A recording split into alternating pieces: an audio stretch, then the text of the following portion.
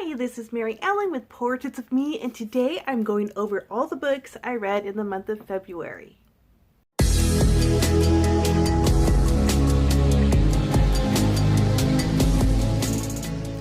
So in February, I had a pretty good reading month. I read a total of 8 books, and I think that's a really good job, mostly since the first week and a half, first 2 weeks, I was traveling, so I wasn't home, and so the first 2 weeks was a slow few days of reading until I got home and was able to bump up my reading list.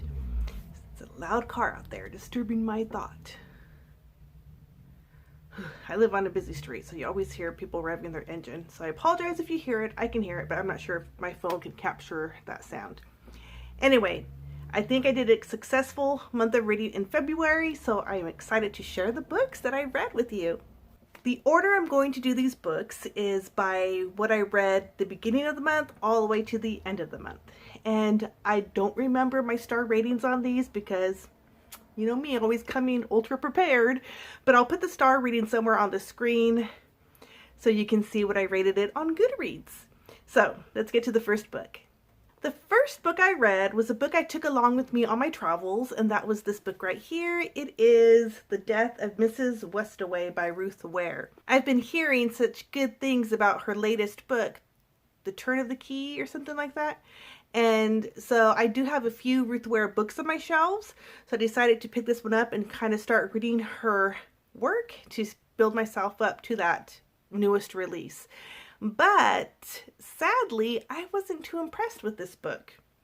So this book is about a girl who receives a notice in the mail that her grandmother passed away, and she is summoned to the estate to hear the reading of the will. Well, she isn't the granddaughter of the woman that she got this letter from because she knows her family, and she's like, well, that's not really me, but should I go anyway because I'm kind of poor, I need money, and so she decides to do like a con job. So she goes to the estate, and the mystery unfolds about her past, about her mother, and about this family that she's trying to deceive.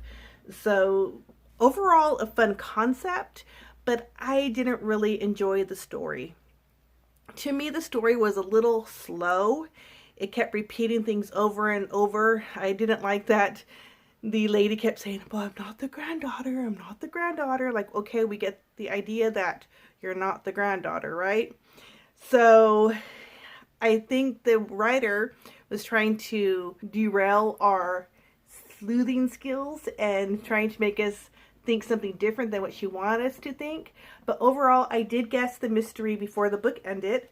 And then I wasn't very satisfied with the way it ended or the story overall. So pretty disappointed in my first Ruth Ware book. I do have a few more on my shelves that I'll try to read and see what I think. And then we'll go from there. Now the next book I read was a Book of the Month book. And that is this book right here. It is The Sundown Motel by Simone St. James. In this book, I actually did a buddy read with Tia and all the books. She hosted a read-along on Discord, and so I joined that group and was able to read along with them and read their thoughts about it. And a lot of them thought the same thing as Tia and I. And this isn't a spoiler, so you can still listen, but all of us thought this book was pretty creepy. So what this book is about, it's a story that takes you on 2 different timelines. So you're following the 1982 timeline is Viv, and the 2017 timeline is Carly. And Viv is Carly's aunt, and she disappeared, and no one knows what happened to her. So fast forward to our time, 2017, her niece is trying to figure out the mystery of what happened to her aunt. And her aunt was last in this town at the Sundown Motel. So this was a really good book. I enjoyed both timelines to this book, which is very rare because normally when I read a dual timeline setting in a book, I tend to like one timeline more than the other. But in this book, I liked both the timelines just as equally. I like the characters in this book. I like the creepiness in this book, although it was very creepy. I had to read this in a public area of my home. I didn't snuggle in bed with this book because that was just not the place I wanted to be creeped out. So it did have ghosts in this book, which I think the author is well known for is her ghost stories. So great mystery. I was satisfied from the beginning to the end, and overall, I really highly recommend this book. And then from there, I went to a sci-fi story and I read Skyward by Brandon Sanderson. And this is my first Brandon Sanderson book, and I really loved this book. I was surprised how much I really liked it. And I had originally checked this book out at the library and I read it maybe a couple of chapters and then I had to return the book. And then since then I've been trying to find it cheap enough where I would pay for it to add to my collection, because reading the first 2 chapters I thought, yes, I'm going to probably enjoy this book and want it in my collection. And boy was I right. So this book takes you on the adventure, and her name is Spensa. So Spensa is growing up on this colony on this planet that is underground, although they have on the surface some kind of, like, I don't want to call it an air force, I forgot what they call it here, but it's like a military presence where they fight some aliens that come down and sometimes attack the planet. And so Spensa wants to be a pilot, but her father is considered a coward because he ran from a fight. And so this is her story of trying to redeem her family name, work her way through the ranks, trying to become a pilot. So it's her struggles, the mystery about her father, the mystery about these aliens they don't really know anything about, that they're trying to discover why they keep attacking them. So this is like a really fun story. If you like sci-fi, I think you'll like this. It's not really sci-fi heavy, but there's that sci-fi element to it. And the characters are well-rounded enough to draw you into the story and to care about them and their situations. So I really enjoyed this story. I do have the second book and I'm looking forward to reading it. The next book I picked up, I have the physical book, but I listened to this one on audio as well as reading the physical book, and that is this book right here. It is Sorcery of Thorns, and I've heard mixed reviews about this book on BookTube, but I really enjoyed it. I don't know if it was because of the audio reading combination that I did or what it was, but I thought this was a cute story. It's about this girl who works in the library, and she is, I forgot what her job is or title. She's the keeper of the books, but I don't remember the official title, and she wants to work her way up to be a warden. But at this point, what her job is to make sure all the books are taken care of, because there's a lot of grimoires and books on sorcery that if something happens to them, they turn into monsters, and then they'll have to either defeat the monster or else the monster's going to escape and kill people. So this book was very interesting because of that aspect. I really liked that book to monster aspect. I also enjoyed the characters that Elizabeth ran into during this novel. So one of the characters I really enjoyed in this book was the demon, Silas, who was like working for Nathaniel, which is kind of like the love interest in this book, but nothing really happens in that love interest. But I like Silas, even though he was a demon and he was evil. He's one of my favorite characters in this book. He got these people out of a lot of scrapes. So anyway, this was a good story. I liked it. It was fun.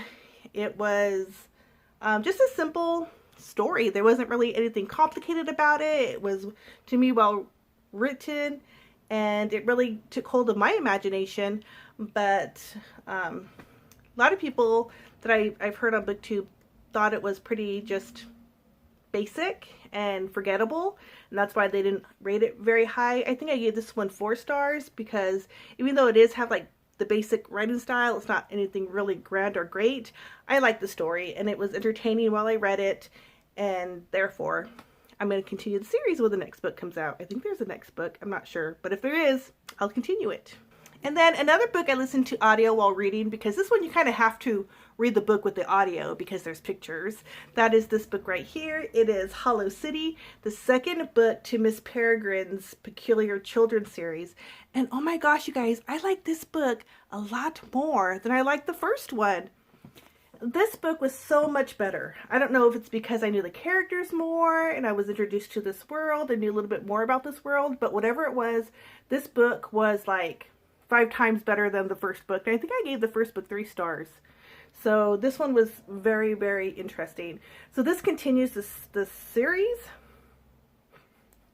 And I'm not sure if I want to go into the detail of the story, because if you haven't read the series, I don't want to spoil anything. All I'm going to say is that I felt this story was more cohesive. I think the characters were better fleshed out. I liked that it was set, a lot of it, in the 1940s. So this one I highly recommend. Even if you did not like the first one, or kind of like the first one, I think you would like this one if you continue the series.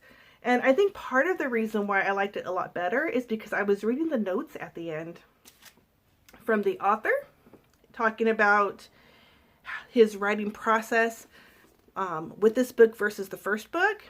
And the first book, he pretty much said he kind of wrote the story around the pictures he found, but in this book, he wrote the story and then tried to find pictures to fit into his story, which I think is what made the story more cohesive as an overall tale, because the other story was good, but you could tell he was placing certain characters in because of the photographs. And I think that's why this book was so much better. And then I finished a book that I should have finished in January, but for some reason this book took me a while to read, and I think it's just because of the writing style, because this book was written in the 1930s. And that book is this book right here. It is The Hobbit. But I did get through it, and I did enjoy it, and I loved the tale. It was so much fun. I just couldn't read a whole bunch at once. I had to take this in little segments, so I couldn't like spend hours and hours reading this book. However, what I did notice while reading this book is how different this book is from the movies. I was surprised at how different it was, but how it still kept true to the story, if that makes any sense. I really enjoyed the characters. I loved Bilbo in this book. Looking forward to reading Lord of the Rings, which I started the Fellowship of the Ring, and I'm hoping to finish that in March. But overall, this was a great book as well. And the last book that I read in February, I actually finished on March 1st. I was trying to get all these books done so I could have a clean slate for middle grade March. So the last book I read in February was Supernova. And this book was super. I really loved this conclusion to the Renegades series. Oh my gosh, this book was so much fun.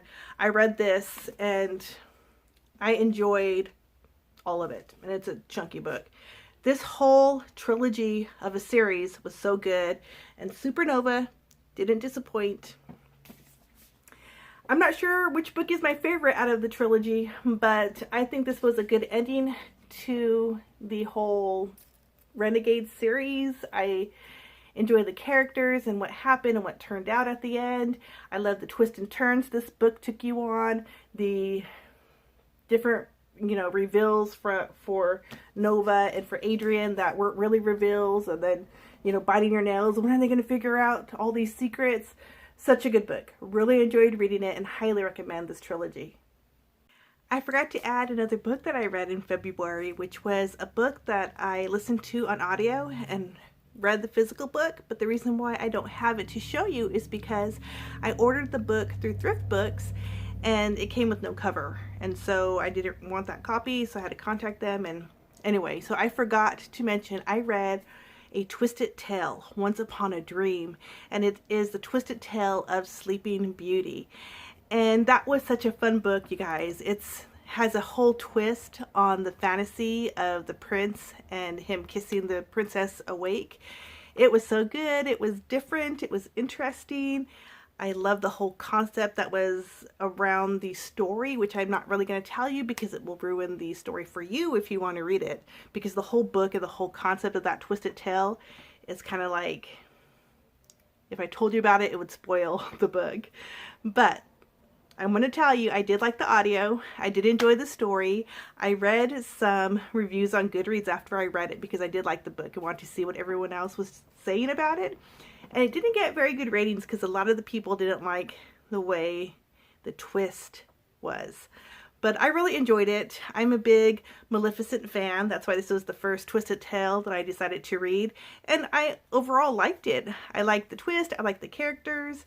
I liked it all. So it wasn't, of course, a really intense book. This is just a light, fluffy fairy tale with a twist in it that kind of makes you wonder at the beginning, what's going on? Because that's not the story I know, which is the point, but still. Anyway, I just wanted to come back on and let you know that I did read that book as well, and that was a book that I enjoyed. And that is all the books I read for February. Yay, I finally did a wrap-up.